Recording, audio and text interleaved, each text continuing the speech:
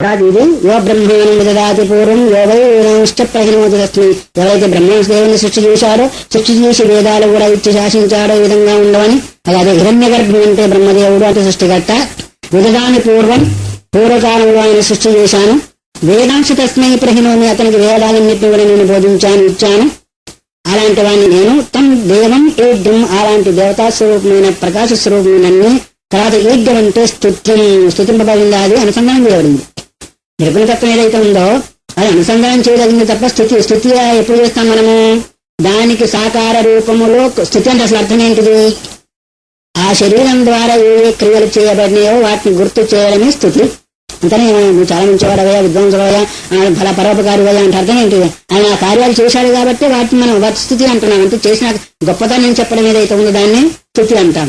అందువల్ల స్థుతింపదగిన వస్తువు ఏంటిది అంటే ప్రకాశ స్వరూపమైన తన యొక్క స్వరూపం స్థుతింపబడింది. మిగతా కూడా తనకు భిన్నమైన వస్తువాహనాలంతా కూడా స్థుతింపబడే వస్తువులు కాదు, ఎందుకంటే వాటికి ఉనికి లేదు. అందువల్ల యుద్ధం పురుషం పురాణం నిశ్చిత్య, స్థుతింపదగిన వస్తువుని పురుష రూపంలో సమస్త పురాల్లో ఉండే వస్తువుని, పురాణం అంటే సనాతనమైన వస్తువుని నిశ్చిత్య నిర్ణయం చేసి, ఏ విధంగా నిర్ణయం చేసి ఈ విధంగా ఇది కాదు ఇది కాదు ఎం నేతి నేతి వచనేర్నిగమావోచూతం దేవదేవమయమచ్యుతం ఆహు. అగ్ర్య అంటే మనకంటే ముందు పుట్టిన వాళ్ళంతా కూడా నా ఇతి వాక్యాల చేత మొత్తాన్ని తీసివేసి దేన్నైతే బయటకు తీసుకుని వచ్చారో ఆ తత్వం ఏంటిది? అదే పురాణుడు, పురుషుడు, పరమాత్మ స్వరూపమైంది నిశ్చిత్య, అదే వాస్తవికమైందని మొదలు నిర్ణయం కావాలి. ఆత్మవారి ద్రష్టవ్య శ్రోతవ్య మంతవ్య నిధిధ్యాసనం ఈ మంత్రానికి ద్రష్టవ్య అనే శబ్దానికి నిశ్చితవ్య అని శంకర భగవత్పాదులు ఆయన భాష్యం రాశారు. ఎవరెక్కడాన్ని? అష్టావక్రుడు, యాజ్ఞవల్కుడు, మైత్రేయుడు బోధించిన బృహదారణ్యకుడు. ఆత్మవారే ద్రష్టవ్య, అది చూడబడేదా? ఆత్మ చూడబడేది కాదు, ఎందుకంటే సమస్త ఇంద్రియ అగోచరం. మరి ఎందుకు ద్రష్టవ్య అంటున్నాను? నిశ్చితవ్య, ఆత్మ ఒకటి ఉంది అని మొదలు నిర్ణయం చెయ్యి. నిర్ణయం చేయకుండా చేయగలుగుతామా? వ్యాసాస్త్రంలో వాళ్ళు వచ్చేసి చాతుర్మాసం చేస్తున్నారు, అక్కడికి వెళ్ళాలి అని నిర్ణయం చేయకుండా రాగలుగుతామా? రాలేం. అందుకని ఆత్మవారే ద్రష్టవ్య అంటే దాన్ని చూడబడే వస్తువు, అది అనుభవించే వస్తువు. అంటే చూడబడి ఆ ద్రష్టవ్య శబ్దాన్ని మనం ఏమర్థం చేసుకోవాలా? ఆత్మ ఒకటి, త్రికాలాబాధ్యమి, ఏకమి, నిత్యమి, సత్యమి, అద్వైతమి ఉన్న తత్వం ఒకటి ఉంది అని మనం నిర్ణయించి, నిర్ణయం అయిన తర్వాత శ్రోతవ్య, దాని గురించి వినాలి. తర్వాత మంతవ్య, తర్వాత స్నానం చేయాలి. తర్వాత నిరుధ్యాసితవ్య. అందుకని ఇక్కడ కూడా అంటున్నా తం దేవనిర్జం పురుషం పురాణం నిశ్చిత్య, అదే వాస్తవికమైన తత్వ స్వరూపమని ఫస్ట్ లో ప్రథమంలో నిర్ణయం చేసి దాని అనుభవం తెచ్చుకున్నట్టయితే మా మృత్యుముఖాసముచ్చే జ్ఞానమైన ప్రవాహ రూపమైన సంసారం నుంచి దూరపడతాడు. అలాంటి వాడు మాత్రమే. మిగతా వాళ్ళంతా కూడా ఆ ప్రవాహంలో గంగా నది లేదా కృష్ణా నది, గోదావరి నది బోర్ని వస్తా ఉంటే దాన్ని ఎన్నో రకాలుగా ఎట్లాగైతే కొట్టుకొని పోతా ఉంటాయి, అట్లాగా మనము కొట్టుకొని పోవలసిందే. ఏవం శాంత్యాదియుక్త సంవేత్తి మాం తత్తదస్తుయ నిర్ముక్త దుఃఖ సంతాన సోంతేమీయతే. చిట్ట చివరిలో ఉపాసన యొక్క ఫలం ఏంటో చెబుతూ శాంత్యాదియుక్త సంవేత్తి, శాంత్యాదులతో కూడుకొని ఎక్కడ చెప్పేది 34వ శ్లోకంలో చూసుకోండి. నావిరతో దుశ్చరిత నాశాంతో నా సమాయత నాశాంతమానసో వాపి, ఇలాంటి లక్షణాలను కలిగి సన్వేత్తి మాం తత్వత యథార్థ ఉన్నదన్నట్టుగా ఎవరైతే తెలుసుకుంటారో, తత్వం తత్వం బ్రహ్మని యాథార్థే, త్రికాలాబాధ్యమైన తత్వాన్ని ఎవరైతే తెలుసుకుంటారో తత్వతయామాం తత్వస్వరూపం యథార్థ స్వరూపంగా ఎవరైతే తెలుసుకుంటారో వాళ్ళు మాత్రమే నిర్ముక్త దుఃఖ సంతాన. దుఃఖ సంతానం అన్నారు. సంతానం అంటే అర్థం ఏంటి? సంతానం అంటే తెలియదేంటి? బాగా కనిపించారు మనవరాలను, సంతానం అంటే ఏం తెలియదండి. సంతానం అంటే తను విస్తారైన ధాతువు చేత తాను అనబడుతుంది. సమ్యకు తనోతీతి సంతాన, తన యొక్క కీర్తి బాగా వినమడింపజేసేవాడు కాబట్టి సంతానం అన్నారు కదా. సంతానం అంటే అర్థం ఏంటిది? అర్థం తెలియద్దా? తను విస్తారైన ధాతువు చేత తాన అనే శబ్దం సమ్ ఏదైతే ఉందో సమ్యకు తనోతీతి సంతాన, తన యొక్క కీర్తిని బాగా వ్యాపింపజేసేవాడు కాబట్టి సంతానం అన్నారు. తర్వాత ఏంటి? అపుత్రస్య గతి నాస్తి అన్నా. ఇంకేదో ఉన్నది. అపుత్రస్య గతి నాస్తి అంటే అతను పుత్రులు లేని వారికి గతి లేదు. మరి 101 మంది పుత్రులు పెరిగారు, ఆయన గతి ఏమైంది ఆఖరికి? సంతానం అంటే విస్తరింపజేసేది అనుకున్నాం కదా. ఎవరైతే పున్నామనక త్రాయితోటి పుత్ర అనే శబ్దం కూడా ఉంది. పున్నామనక నుంచి దాటించేవాడు పుత్రుడు అవుతాడా? పున్నామనక పడవేశాడు పుత్రుడు అవుతాడా? దాడించేవాడు ఒకవేళ ఎవరైనా ఉంటే అలాంటి వాడు పుత్ర శబ్దంతో ఆయన అన్నారు. ఒక హిందూ మాత ఆయన వైశాఖతో పుత్రనైతే మూత్ర అన్నాడు. అలాంటి వాడుగా ఉంటే పుత్రులు ఎవరు మూత్ర అంటారు. పునః నరకంలో పడవేస్తున్నారా, ఇప్పుడు తరింప చేస్తున్నారా? ఎవరైనా బుద్ధిమంతులు ఉండవచ్చు కొంతమంది, కానీ ఇప్పుడు మాత్రం 150 మంది పడవేసే వాళ్ళు ఎందుకంటే తిండి తిప్పలు పెట్టకుండా ఇక్కడే పడేస్తున్నారు. అక్కడ పోయిన వాడు విషయం ఉంది. అందువల్ల దుఃఖ సంతానం తర్తమేమి దుఃఖాన్ని విస్తరింపజేసే వస్తు వాహనాలు ఏవైతే ఉన్నాయో ఆ దుఃఖ పరంపర నుంచి ఏదైతే ఉందో విముక్త అన్నాడు. మనకు రకరకాలుగా ప్రాపంచిక సంబంధమైన వస్తు వాహనాల ద్వారా ఒక్కొక్క దుఃఖం ఎట్లయితే వస్తుందో, అహంకార మమకార దుఃఖం ఎట్లయితే కలుగుతుందో ఆ సంతానం నుంచి విముక్తుడై అంటే మయ్యేవలియతే శరీరం వదిలిపెట్టిన తర్వాత నా ఎందేలేముతా అంటే ఆత్మతత్వమందే తాను అత్రైవసములేతినస్య ప్రాణ ఉత్క్రాంతి అనే భావన చేత ఇంకా వాడు ఎక్కడికి వెళ్ళవలసిన రాకపోకలు ఇంతకుముందు చెప్పారే, పితృయానమని దేవయానమని మధ్య మార్గం చెప్పిన యానాల మార్గాల్లో వెళ్ళవలసిన అవసరము ఏదో చుట్టు చివరి ఎక్కడ పొందుతాడు పరమాత్మ ఎందు పొందుతాడు. పరమాత్మని నమః మయ్యేవలియతే అన్నాడుగా, అంటే కైవల్యముక్తిని పొందుతాడు. ఆ కైవల్యముక్తి స్వరూపం తెలియాలి కదా, దాన్ని ప్రారంభం చేసి వదిలేస్తాను. ఒకసారి చెప్పండి. శ్రీ విశ్వనాథో జయతేతరాన్ని శ్రీ శివగీత అథ 13ోऽధ్యాయः కైవల్యముక్తి నిరూపణ యోగः. సూత ఉవాచ ఏవం శ్రుత్వా కౌసలేయః తుష్టో మతిమతాం వరః పప్రచ్ఛ గిరిజాకాంతం సుభగం ముక్తి లక్షణం. 42 శివగీత 13వ అధ్యాయం 159వ పేజీ. ఇంతవరకు 12వ అధ్యాయంలో ఉపాసన ఎలా చేయాలి, ఉపాసన ఎన్ని విధాలు, ఉపాసన యొక్క అంగాలు ఏమి అనే విషయాన్ని రకరకాలైన ఉపమాన ఉపమేయాలతో విశదీకరించి అయితే శాంతి శమదమాదులతో కూడుకొని తత్వస్వరూపంగా నన్ను తెలుసుకుంటారో సంతాన దుఃఖ సంసారం నుంచి విముక్తులై చివరిలో శరీరం వదిలిన తర్వాత నాయందే లయిస్తారు అని చెప్పారు. దాన్ని ఆ మాట విన్న తర్వాత ముక్తి అంటే ఏమి అని సందేహం రాముల్లో కలిగి అడుగుతున్నాడు. సూతుడు చెప్తున్నాడు, ఆ మాటను అడుగుతున్నాడు అని. ఏవం శ్రుత్వా కౌసలేయః, ఈ రకంగా విధానంతా కూడా విన్నవాడై కౌసలేయ అంటే కౌసల్యానందనుడైన రామచంద్రమూర్తి తుష్టః మతిమతాం వరః, బుద్ధిమంతుల్లో శ్రేష్ఠుడైన వాడు. ఎవరు? రాముడు. బుద్ధిమంతులు ఎంతో మంది ఉన్నారు, అందులో శ్రేష్ఠుడైన వాడు. బుద్ధి అంటే ఏం బుద్ధి? బుద్ధి ఎవరికి లేదు, అందరికీ ఉంది బుద్ధి. బుద్ధి లేని ఎవరికి? నీకుందా లేదా? లేదంటే ఇప్పుడు తల ఒక దెబ్బ వేస్తాను నన్నే. బుద్ధి ఉంది, కానీ ఉండవలసిన విధంగా ఉందా లేదా అది చూసుకోవాలా. ఏ విధంగా ఉండాలి అంటే ఆ బుద్ధి తను ఊర్ధ్వగతిని పొందించేదిగా ఉండాలి. ఇహలోక సుఖానికి గాని పరలోక సుఖానికి గాని అది మార్గదర్శిగా ఉంటే అది బుద్ధిమంతులు అంటారు. బుద్ధి ఉందో లేదా? ఇంకా ప్రతి జీవికి బుద్ధి ఉంది, కానీ అది ఆహార నిద్ర తర్వాత ఇంకోటి అంతవరకే తప్ప మిగతా 4వ దానికి పనికిరాదు. కానీ మానవోచితమైన బుద్ధి ఏంటిది అంటే సంసారయుక్తమై గురు శాస్త్రాల ద్వారా అనుష్ఠానం ద్వారా సూక్ష్మంగా మారి ఊర్ధ్వగతిని చెందింపజేసేది వాస్తవికమైన బుద్ధి. అలాంటి బుద్ధి కలిగిన వాళ్ళలో కూడా రామచంద్రమూర్తి వరహ శ్రేష్ఠమైన వాడు. అందువరకే అడుగుతున్నాడు. సూక్ష్మ బుద్ధి కలిగి ఉన్నాడు కాబట్టి ఏదంటారే మతింతో గతి అంత అన్నారు పెద్దవాళ్ళు. అందువరకే ఏది తింటే అదే తేపు వస్తుందంటారు కదా. తేపంట తెలుసా? తిన్న తర్వాత పొట్ట నిండిన తర్వాత బయటికి వస్తూ ఉంటుంది. తిన్నది ఎట్లాగే తేపు వస్తుందో అట్లాగే ఏ సంస్కారం కలిగిన వాడు అలాంటి సంస్కారాన్ని బట్టి ప్రశ్న వేస్తూ ఉంటాడు ఎదుట వాళ్ళని. పెద్దవాళ్ళ దగ్గర పోయినా అంతే, ఇంకో దగ్గర పోయినా అంతే. పొద్దున స్వామి వాళ్ళ దగ్గర వెళ్ళారనుకోండి, స్వామి మా అబ్బాయికి ఉద్యోగం రాలేదు, ఎప్పుడు వస్తుంది చెప్పండి. అలా లోపల భావన ఏంటిది? అట్లా కొందరు వచ్చారు, స్వామి అలా ఆయన పలానా విషయం చెప్పాడు, నాకు అర్థం కాలేదు, ఏంటి చెప్పండి అని. ఇది సంస్కారమే, అది సంస్కారమే. కానీ ప్రకారంగానే వాళ్ళ మాట కూడా బయటికి వస్తూ ఉంటుంది. భూమిలో ఎలాంటి సంస్కారం కలిగిన వ్యక్తిని పెడతామో అలాంటి వృక్షమే బయటకు వచ్చినట్టు జీవుని యొక్క సంస్కారము ఆ బుద్ధిలో ఎలాంటిది ఉందో అలాంటి వ్యవహారం మాత్రమే జరుగుతుంటుంది. అందువల్ల రాముడు చిన్నప్పుడే వశిష్ఠుని ద్వారా ఆధ్యాత్మిక సంబంధమైన సంస్కారాన్ని సంపాదించాడు కాబట్టి ఆయన బుద్ధివంతుడయ్యాడు. అందరూ అలాంటి వాళ్ళు ఋషులు ఎంతో మంది ఉన్నారు, అగస్త్యాది ఋషులంతా కూడా. దానిలో కూడా ఈయన ఒకటి అని మనం అవగాహన చేసుకోవచ్చు. వాళ్ళే కాదు, మనం కూడా మన బుద్ధిని సంస్కరించుకోగలిగితే మనం కూడా ఒకరు అందులో కాగలుగుతాం. అందువల్ల ప్రత్యక్ష గిరిజాకాంతం సుభగం ముక్త లక్షణం.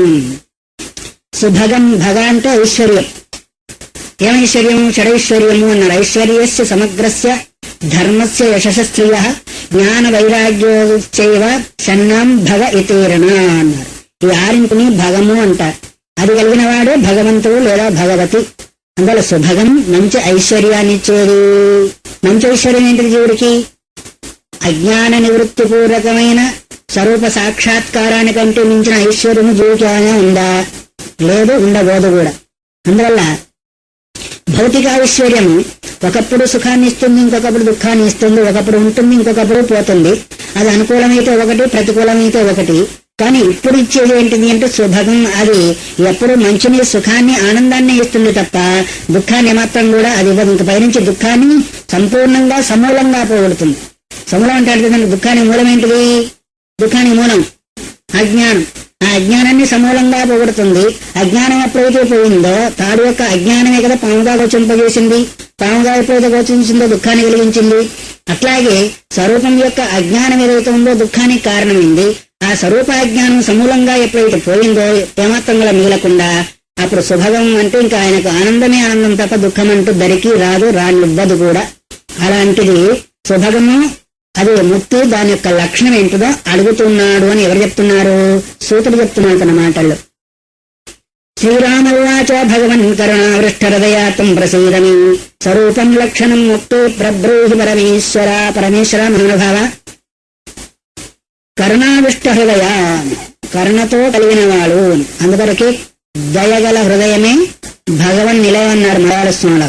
హృదయం అనే శబ్దంలో మధ్యలో ఏముంది? దయ. అది లేకపోతే ఏంటిది? ఏంటో అదే ఇంకా మనం చెప్పుకోవాల్సిన అవసరము లేదు. అందుకొరకు కరుణావిష్ట హృదయ అన్నారు ఇక్కడ. కరుణతో కూడుకున్న హృదయం కలిగిన వాడు. కరుణ అంటే అర్థం ఏమైనా? ఇప్పుడు కరుణ లేకప్పుడు ఉంటుంది భగవంతునికి? సమస్త జీవుల యందు తన యొక్క స్వరూపం కాబట్టి అందరి జీవుల యందు ఉంటుంది. కానీ ఎవరైతే వాడుకుంటారో అది వాళ్ళ సొమ్ము మాత్రమే. అందువలన ఇంతవరకు రాముడు ఏదేది అడిగితే అదంతా కూడా ఇస్తూ వచ్చాడు, చెబుతూ వచ్చాడు. కానీ ప్రసీదని నా యందు ప్రసన్నుడవగము. ముక్తేహే స్వరూపం లక్షణం ప్రబ్రూహి. ముక్తి యొక్క స్వరూపం ఏంటిది, ముక్తి యొక్క లక్షణం ఏంటిది, దాన్ని నాకు చెప్పవలసింది అని ఇది శిష్యుడు గురువుని ఏ విధంగా అడగాలనే లక్షణాన్ని మనకు గుర్తు చేస్తున్నాడు. కానీ ముక్తి యొక్క స్వరూపం ఏంటి నాకు చెప్తారా కొంచెము అంటే ఎట్లా ఉంది? మీరు దయగలిగిన వాళ్ళు కాబట్టి, అందరి యందు దయందు కాబట్టి నా పైన కూడా ఉందనుకుంటున్నాను. ముక్తి యొక్క లక్షణం ఏంటో నేను తెలుసుకోవాలనుకుంటా ఉన్నాను అంటే ఎట్లా ఉంది? ఖచ్చితంగా అడిగితేనేమో అది సంస్కారవంతుల యొక్క లక్షణం కాలేదు. ఏ విధంగా అడిగితే ఏమైంది? సంస్కారాన్ని గుర్తు చేస్తుంది. ఆ సంస్కారాన్ని బట్టే ఫలాని వ్యక్తికి ఫలాని వస్తువు ఇస్తే సార్థకం అవుతుందనే భావన గోవులకు కూడా వస్తుంది. మీ యొక్క కన్యను అన్ని విధాలా చూసి వెనక ముందు చూసి వివాహం చేసినట్టయితే కన్య ఇక్కడికి అక్కడికి పేరుదోవడమే కాకుండా ఆనందాన్ని అనుభవిస్తుందని ఇట్లా చేస్తుంటారు. విద్య అనేది కూడా గురువులకి కన్యతో స్వభావం. అది ఎవరికి ఇవ్వాలి, ఎవరికి ఇవ్వకూడదు, ఎవరికి ఇచ్చినట్టయితే సార్థకం అవుతుందో చూస్తూ ఉంటారు. కాబట్టి అలగవలసిన విధానము సంస్కారం కావాలి. ఆ సంస్కారంలో కూడా భక్తి ఉట్టిపడుతూ ఉండాలా, ప్లస్ దాంట్లో కూడా శ్రద్ధ కూడా ఉండాలి. అందుకొరకు అలాంటి వాళ్ళ కొరకు మాత్రమే నా భక్తాయ కదాచన మతా శుశ్రూషలు వాచ్యం నచమాంయో అభ్యసూయతి అని భగవంతుని యొక్క మాట. అందువల్ల ఒక గురువు దగ్గరికి వెళ్లి అడగవలసిన విధానాన్ని తనకు తెలియక కాదు, మనలాంటి వాళ్ళకు గోచింపజేసే దాని కొరకు ఆ ప్రక్రియను ఇక్కడ అడుగుతూ పరబ్రూహి బాగా చెప్పవలసిందంటే అర్థమేమి, నాకు అర్థమయ్యే విధంగా చెప్పవలసిందనే విషయాన్ని గుర్తు చేశాడు. తర్వాత ఆయన అడిగిన ప్రశ్నకి పరమశివుడు సమాధానం చెప్తూ శ్రీశివ ఉవాచ సాలోక్యమతి సారూప్యం సారుష్ట్యం సాయుజ్యమేవ చ కైవల్యం చేతి తాం విద్ధి ముక్తిం రాఘవ పంచధా. ముక్తి యొక్క లక్షణం ఏంటి అని అడిగాడు, స్వరూపం అని ఏంటి అని అడిగారు. కానీ ఒక ముక్తిని గురించి ఆయన అడిగాడు. ముక్తి అంటే ఏమి, ముక్తి యొక్క స్వరూపం ఏంటిది, దాని యొక్క లక్షణం కూడా ఏంటిది అడిగినప్పుడు 5 రకాలుందిగా నాయన ముక్తి. ఒకటి సాలోక్యము, సారూప్యము, సారుష్ట్యము, సాయుజ్యము, కైవల్యం అని 5 రకాలుగా ముక్తి చెప్పబడుతుంది అని సాలోక్యమపి సారూప్యము. సాలోక్యం అంటే అర్థం ఏంటిది? ఇష్టదైవం యొక్క లోకంలో ఉండడం. అది కైలాసం కావచ్చు, వైకుంఠం కావచ్చు, బ్రహ్మలోకం కావచ్చు, ఇంకో లోకం ఏదైనా కావచ్చు. నీవు ఏ మూర్తిని శ్రద్ధాభక్తుల చేత ఆరాధన చేస్తున్నావో ఆ మూర్తి నివసించే లోకం. అది ద్వైతపరంగా గాని అద్వైతపరంగా కానీ లేదు, అదే అనుకోకండి. ఈ ముక్తులన్నీ కూడా ద్వైతపరంగా భోగాలను అనుభవించడానికి తప్ప చిట్ట చివరి కైవల్య ముక్తి మాత్రమే. అది పునరావృత్తికి ఆస్కారం కాదు. అందుకని ఇష్టదేవతా లోకంలో ఉండేది సాలోక్యముక్తి. ఇష్టదైవం యొక్క రూపాన్ని తీసుకుని ఆయన మాదిరిగానే అక్కడ సంచరిస్తూ ఆయన మాదిరిగానే ఆయన సమస్త పూజలను పొందేది సారూప్యం. సారుష్ట్యం అంటే ఆ యొక్క లోకంలో ఉండే సాన్నిధ్యం, దీన్ని సాన్నిధ్యం అని కూడా అంటారు. బోటాయితమ సత్యనారాయణ స్వామి వారు వగైరా వరగా స్వామివారికి దగ్గరగా ఉండి సేవ చేస్తూ ఉంటారో ఆ విధంగా ఉండేది ఏదైతే ఉందో సాన్నిధ్యముక్తి. తర్వాత సాయుధ్యము అంటే ఆయన మాదిరిగాన్ని అన్ని క్రియలుగా చేస్తూ, యుజ్జ అంటే యోగం, యుజులు యోగైన ధాతువు చేత ఆ యుజ్యం అనేది ఏర్పడుతుంది. కాబట్టి సాయుధ్యం అంటే భగవంతుని యొక్క సన్నిధానంలో భగవంతుని మాదిరిగానే ఉండే అన్ని రకాలుగా పూజా ప్రవాహంతో కూడా అనుభవించేది సాయుధ్యము. తర్వాత కైవల్యం అంటే కేవలస్య భావ కైవల్యం, తానుగా ఉండడం, స్వరూప స్థితిలో లయించడం అంటారు. ఇంకేదన్నా కానీ మొత్తానికి ఆ స్వరూపానందాన్ని తప్ప ఇంకొకటి కోరకుండా ఉండేది కైవల్యం అని. అంటే కేవలం యొక్క స్వరూపం. శివ కేవలం ఉంటారు కదా, కేవలం అంటే తనకు తానుగా ఉండడం. నేను ఇప్పటికీ ఇది 5 అన్నారు. విద్ధి ముక్తిం రాఘవ పంచద: సాలోక్య, సారూప్య, సామీప్య, సాయుధ్యము, కైవల్యము, చిట్ట చివరిది. ఇది ఎవరెవరు ఏ ముక్తిని పొందుతారు అనే విషయాన్ని కింద చెప్పబోతున్నారు. 4 రకాలుగా ఉన్నాయి కదా. ఇప్పుడు 4 రకాలైన పోస్టులు మీకు బయటకు వచ్చినాయి అనుకోండి, పేపర్లో పడ్డాయి అనుకోండి. ఆ 4 రకాలైన వాటికి ఒకరి అప్లై చేయొచ్చా? చేయలేరు, చేయకూడదు కూడా. ఎందుకంటే ఒక్కొక్కటి డాక్టర్ సంబంధం, ఒకటి ఇంజనీర్ సంబంధం, ఇంకోటి కరెక్ట్ సంబంధం అనుకోండి.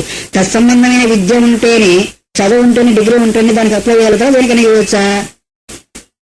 దానికి సంబంధించిన డిగ్రీ ఉండాలా, అప్పుడు దానికి అప్లై చేసినందువల్ల ఆ ఉద్యోగం అతనికి వచ్చేస్తుంది. సంబంధంగా ఏ భోగాలు అనుభవించాలో అనుభవిస్తారు. అట్లాగే సాలోక్య, సామీప్య, సారూప్య, సాన్నిధ్య, సాయుధ్య, కైవల్య ముక్తులకు ఎవరెవరు అధికారి, అక్కడ ఉండే భోగాదులు వగైరా ఏంటో చెప్పబోతున్నాడు.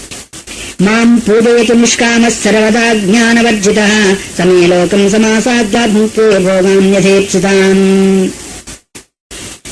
నిష్కామ సర్వదా అజ్ఞానవర్జిత మాం పూజయతి.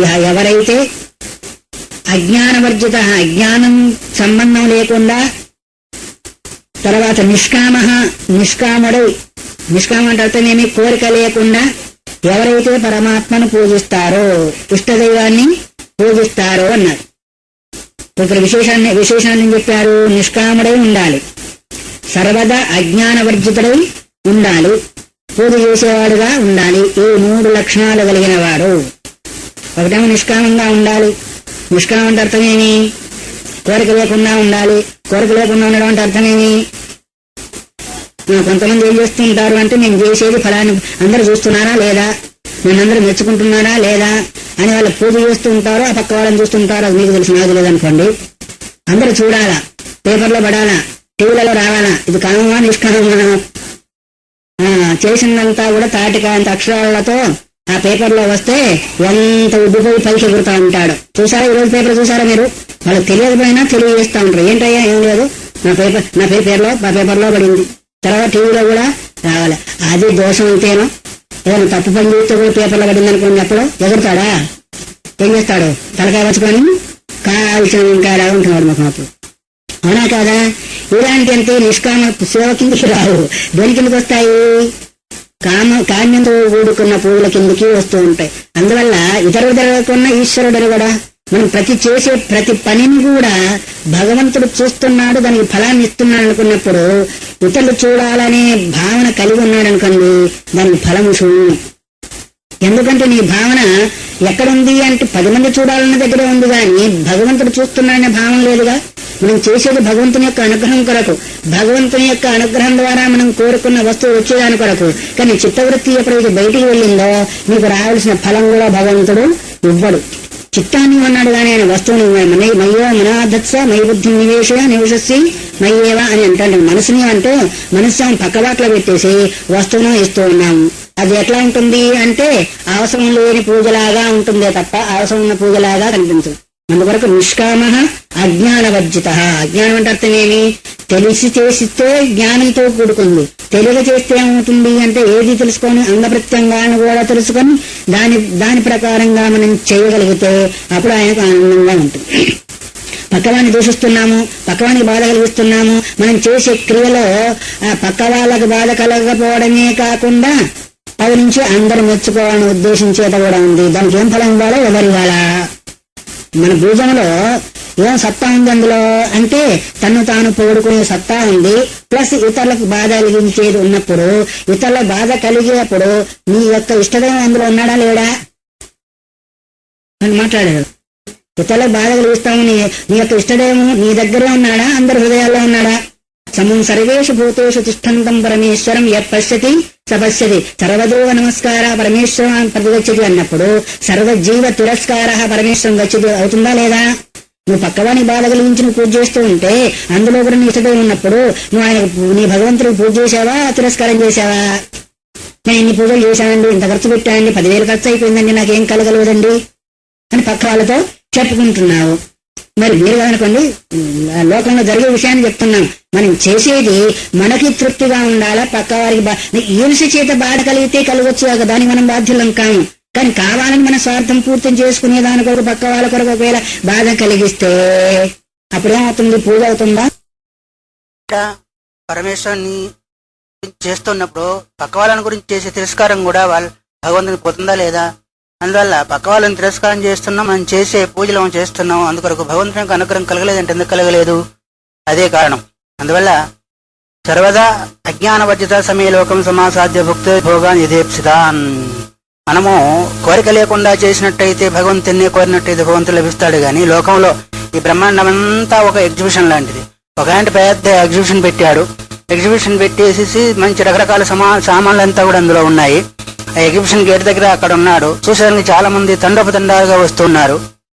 ఆ వచ్చే వాళ్ళతో చెప్తూ ఉన్నాడు, మీకు ఇష్టమైన వస్తువు ఏదో ఒకటి తీసుకుని వెళ్ళండి, ఫ్రీగా, దానికి డబ్బులు ఏదో అన్నారు. ఒకటి మాత్రమే తీసుకుని పోవాలన్నారు. లోపల పోయిన వాళ్ళంతా కూడా చూసి నచ్చిందంతా కూడా తీసుకుని వెళుతూ ఉన్నారు. ఒక్కొక్కరు అంతా కూడా బయటకు వస్తా ఉంటే ఒక అమ్మాయి ఉట్టి చేతులతో బయటకు వచ్చేసేసింది. వస్తే ఆ యజమాని అడిగాడు, ఏమమ్మా అందరూ కూడా అన్ని రకాలుగా తీసుకుని వెళ్తూ ఉన్నారు, మరి ఉట్టి చేతులతో వచ్చావంటే నాకు నచ్చింది ఉంది, భయంగా ఉన్నది, అందరూ తీసుకుపోతున్నారు, నువ్వు అయితే నువ్వే నచ్చావు నాకు అంది ఆవిడ. అదే నువ్వే నచ్చావు నాకు అంది అంటే అర్థం ఏమి? యజమాని, ఎగ్జిబిషన్ యొక్క యజమాని తనవాడైతే ఎగ్జిబిషన్ అంతా తనదేనా కాదా? అదేంటండి మాట్లాడేంటి? ఇంటి యజమాని మీ వాడైతే ఇల్లంతా మీదైందో కాలేదా? అట్లాగే ఎగ్జిబిషన్ యొక్క యజమాని తన వాడైతే ఎగ్జిబిషన్ లో ఉన్న వస్తువులన్నీ కూడా తనగాని. లేకపోతే ఏమవుతుందంటే ఒక వస్తువుకే తాను అధికారి అవుతాడు గాని ఎగ్జిబిషన్ లో ఉన్న వస్తువులన్నిటి కూడా తాను అధికారి కాలేడు కదా. అట్లాగే బ్రహ్మాండాలన్నీ కూడా ఒక ఎగ్జిబిషన్. ఆ ఎగ్జిబిషన్ యజమాని ఎవరు? పరమాత్మ. మనం ఏం చేస్తున్నాం? ఒక్కొక్క వస్తువుని కోరుకుంటున్నాం, ఒక్కొక్క వస్తువు దాంతోనే తృప్తి పడుతున్నాం.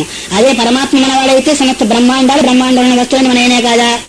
అందుకొరకే మనం సంకల్పం చేసేటప్పుడు ఆ సంకల్పం ఏంటిది? పరమేశ్వర ప్రీతి ఉద్దేశ్యాన్ని చేస్తే అదొక రకము, లేదా అష్టైశ్వర్యాస్ విద్యాతమో ఇంకా సంతానం కావడం వగైరా ఉంటే ఆ ఒకటే వచ్చేసింది. అందుకని ఇక్కడ ఏం చెప్తున్నారు? సమయ లోకం సమాసాధ్య భుక్తే యజేప్సితాన్. తాను కోరుకున్న భోగాలన్నిటి కూడా ఎందుకంటే భగవంతుని యొక్క అనుగ్రహం కలిగింది కాబట్టి. అందుకొరకే ప్రసాదే సర్వ దుఃఖానం హాని అస్య ఉపజాయతే. భగవంతుని యొక్క అనుగ్రహం కలిగినట్టయితే తాను కోరుకున్నవన్నీ కూడా వస్తాయి, అన్నిటిని అనుభవించగలుగుతాడు. లేకపోతే మార్కెట్కి వెళితే ఏది కావాలనుకుంటే అదే కొనుక్కొని వస్తాము. అట్లయితే కూడా ఒక మార్కెట్ బ్రహ్మాండం అంతా కూడా నువ్వు ఏది కావాలనుకుంటే అది వస్తుంది. అయితే దాని తోడు ఇంకోటి కూడా వస్తుంది. ఏంటి? దుఃఖం కూడా వచ్చేసిస్తుంది. అందువల్ల మార్కెట్ లో ఉన్నాయి. ఆ మార్కెట్ లో నువ్వు ఏది కావాలనుకుంటే అదే కొనుక్కొని వస్తావు, ఇంకోటి కూడా కొనుక్కొని వస్తారా? ఏది కావాలనుకుంటే అదే, ఇష్టం లేని ఎవరు తీసుకొని రారు. అట్లాగే దానికి కావాలనుకున్నప్పుడు ఆ డబ్బును పెట్టి మనకు ఇష్టం కొనుక్కొని వస్తాం, అనుభవిస్తాం. అట్లాగే ఇక్కడ కూడా ఇక్కడ ఏం కోరకుండా అక్కడికి వెళ్ళినట్టయితే అక్కడ మనం ఏదేది కావాలనుకుంటామో యథేప్సితాన్ కావాలనుకున్న భోగాన్ని కూడా వస్తాయి. ఇప్పుడు భోగం అనుభవించాలన్నా గానీ ఇహలోక భోగాన్ని తృణీకరిస్తే పరలోక భోగం వచ్చింది. నువ్వు ఇహలోక భోగాన్ని కావాలనుకున్నప్పుడు పరలోక భోగం నీకు వచ్చిందా దూరమైందా? ఒకటే, ఏదో ఒకటి ఉంటుంది, రెండు ఎప్పుడు కూడా ఉండవు. ఇహలోక భోగం కావాలంటావా? పరలోక భోగం సున్నా. పరలోక భోగం కావాలంటావా? ఇహలోక భోగము సున్నా. అందుకొరకే ఈ రెండు తలకాయల పావు పని మనకు సరిపోదు, ఒక తలకాయ ఉండాలి. రెండు తలకాయ పావు అంటే చూసారా? రెండు తలకాయ అంటే దానికి ఎటు కావాలనుకుంటే అటు పోతుంది. కానీ రెండు తలకాయలు రెండు వైపులో పోదు. ఇటు వెళ్ళాలనుకున్నప్పుడు ఈ తలకాయ పోతుంది, ఇటు వెళ్ళాలనుకున్నప్పుడు ఈ తలకాయ పోతుంది. అట్లాగే మనం ఏం చేసుకుంటాం అంటే దాని మాదిరి కాకుండా రెండు తలకాయ ఎట్లా ఉన్నా రెండు వైపులో పోవాలనుకుంటున్నాం. అది ఎప్పుడు జరిగే పని కాదు. అందువల్ల ఇహభోగాన్ని కోరతావా, పరభోగం లేదు. పరభోగాన్ని కోరతావా ఇహభోగంలో. అందువరకు దుర్యోధనాదులంతా కూడా ఇహభోగాన్ని కోరారు. తర్వాత ధర్మరాజులంతా కూడా పరభోగాన్ని కోరారు. కాబట్టి ఇహంలో ఇంకా అంతకంటే కూడా ఎక్కువ కష్టాన్ని అనుభవించారు హరిశ్చంద్ర మహారాజు. ఒక సత్యం కొరకు ఇహభోగాలు కాకుండా ఇంకేంటి భార్యను పిల్లలను కూడా వదులుకున్నారు. కానీ అప్పటి నుంచి ఇప్పటి వరకు కూడా ఆయన యొక్క కీర్తి ఉందా లేదా? ఇప్పుడు మూర్తి గొప్పదా, కీర్తి గొప్పదా? అందువరకు మూర్తి ఎప్పుడో పోతుంది, కానీ కీర్తి మాత్రం ఆచంద్రార్కం వరకు కూడా ఉంటుంది. కాబట్టి మనం కోరుతానంటే ఇది ఇక్కడతోనే సమాప్తం అవుతుంది. అది ఒకవేళ నువ్వు అనుభవిస్తావో అనుభవించావు రెండవ సంగతి. ఇక్కడ భోగాన్ని కోరావో సంపాదించాము, అనుభవించాలంటే నీ శరీరం పనిచేయదు, రోగాల పాలవుతుంది. ఇంకా బంధువులు రాబంధువులంతా కూడా నిన్ను పూజిస్తూ ఉంటారు. చిట్టు చివరికి ఇక్కడి నుంచి వెళ్ళిపోయేప్పుడు ఇది ఇక్కడే ఉండిపోతుంది తప్ప తనతో కూడా రాదు. పరలోక భోగం అంటావా ఇక్కడంతా కూడా నీవు ఓర్చుకొని నేర్చుకుని తర్వాత భగవంతుని యొక్క అనుగ్రహం కూడా చేశావు కాబట్టి ఇక్కడ భోగం నీకు లేదు. అందుకొరకే ఇక్కడ ఉండేవాళ్ళు కొంతమంది, అక్కడ ఉండేవాళ్ళు కొంతమంది, ఇక్కడ అక్కడ ఉండేవాళ్ళు కొంతమంది, ఇక్కడ అక్కడ లేని వాళ్ళు కొంతమంది. ఎన్ని రకాలు అయ్యారు? లెక్కలు వస్తాయి మీకు. ఇక్కడ ఉండే వాళ్ళు ఎవరంటే ఇక్కడ భోగాలు మాత్రమే కోరి పని చేసే వాళ్ళు కొంతమంది, వాళ్ళకి అక్కడ లేదు. ఇంకా ఎందుకంటే అక్కడ కావాలని ఇక్కడ ఏదన్నా వాళ్ళు పుణ్యకర్మలు చేస్తే కదా, ఇక్కడ సంపాదించిన దాన్ని పుణ్య రూపంలో మార్చుకుంటే కదా ఆ కరెన్సీ తీసుకుని వెళ్తారు. కరెన్సీ లేకుండా అక్కడ వెళ్ళాలంటే వెళ్ళగలుగుతారా? వెళ్ళరు. కొంతమంది ఏం చేస్తారు, ఇక్కడికి అక్కర్లేదని అక్కడి వరకే కరెన్సీ సంపాదిస్తూ ఉంటారు కష్టాలు అనుభవించైనా. కాబట్టి అవుతారు వాళ్ళు ఇక్కడ దుఃఖాన్ని అనుభవించినా అక్కడ ఏం చేస్తారు అంటే సుఖభోగాలను అనుభవిస్తాం. కాబట్టి వాళ్ళు అక్కడ ఉండేవాళ్ళు ఇక్కడ లేని వాళ్ళు. ఇక్కడ అక్కడ ఉండేవాళ్ళు ఎవరు అంటే ఇక్కడ అనుభవిస్తూ ఉంటారు. మళ్ళీ కార్యకారం కూడా యజ్ఞయాగాదులు వగైరా దాన ధర్మాలు చేసి చేసి చేసి అక్కడ కూడా సంపాదిస్తూ ఉంటారు. ఇక్కడ అనుభవించారు, అక్కడ కూడా తీసుకుని వెళ్తున్నారా లేదా? ఇక్కడ లేని వాళ్ళు అక్కడ లేని వాళ్ళు ఎవరా అంటే ఇక్కడ తాను అనుభవించలేదు, తన దగ్గర ఏం లేదు, ఏం చేయలేదు కాబట్టి అక్కడ కూడా ఏం లేదు. ఏమంటుంది? ఇక్కడ దుఃఖమే అక్కడ దుఃఖమే. అందువల్ల మన క్రియలోని నాలుగు ఏర్పడ్డావు కానీ భగవంతుడు తీసుకొచ్చి మన నెత్తిలో ఒకటి కూడా పెట్టడు. అందుకొరకే నిష్కామస్సని నిష్కామంగా ఎవరైతే అజ్ఞానాన్ని తృణీకరించి వాళ్ళు ఈ లోకంలో చేస్తూ ఉంటారో నా లోకానికి వచ్చి యథేష్టాన భోగాన్ని పొందుతూ వాళ్ళు కావాల్సిన భోగాలన్నింటినీ కూడా అనుభవిస్తారు. అయితే ఇక్కడ భోగంలో రోగం లేదు, అక్కడ భోగంలో రోగం లేదు. విశేషం ఏంటి అంటే ఇక్కడ మనం భోగాలు అనుభవించుకోవాలనుకుంటే శరీరానికి పడక అనారోగ్యం వస్తుంది, దాంతోపాటు రోగం కూడా. అందుకొరకే భోగే రోగ భయం, భోగంలో రోగం కూడా వస్తుంది. కొంతమందికి ఎంతో ఆస్తి ఉంటుంది, షుగరు, బీపీ ప్లస్ క్యాన్సరు ఇంకేమేమి ఉంటాయి అనుకోండి. వాళ్ళ ఆస్తి ఏమైంది? ఏం కావాలి? ఏం అనుభవిస్తారు?